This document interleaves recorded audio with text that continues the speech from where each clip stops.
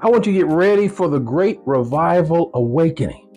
First of all, I'm going to tell you the problem that exists in the church today and how we can turn a negative into a positive.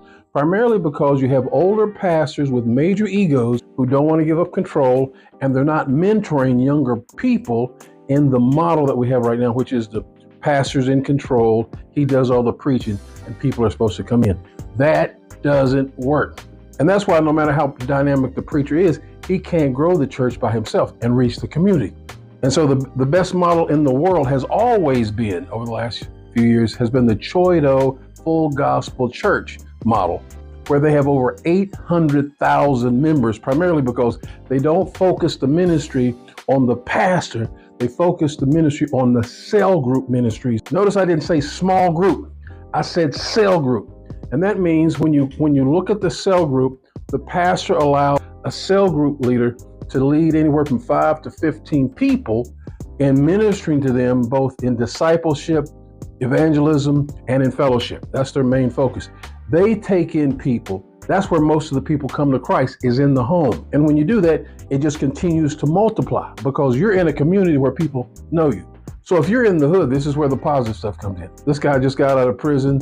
This woman over here, she was a prostitute. They're coming to this cell group and they feel like part of the family and they receive Christ. Then they bring their friends and you have the whole community in there. You have somebody who may live on Rodeo Drive.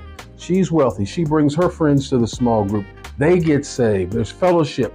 There's all kinds of good things going on, and it just keeps growing and growing and growing. So most people are not getting saved in the building. They're getting saved in the house, just like they did in Acts chapter 2. And people in the community began to grow and grow and grow. People feel more comfortable coming to the house as they are to the church. And when they come to the house and they get saved, and then mom gets saved, and then cousin gets saved, it keeps growing and growing and growing. And you as a senior pastor, all you have to do is celebrate. Every Sunday, there's a celebration. You're focusing on praising God and making sure that everybody is pumped up for the next week. This whole model came from Korea, and that was well over 40 years ago, and it's continuing to work, not just in that church, but all over Korea. Cell group ministry is the way to go if we want to do the revival here. I'm encouraging pastors to give up so much control and lead the church the way Jesus wants it to be led, and you'll see a great revival and awakening within a 5, 10, 15-year process in the way that God intends for us to do it as time goes by.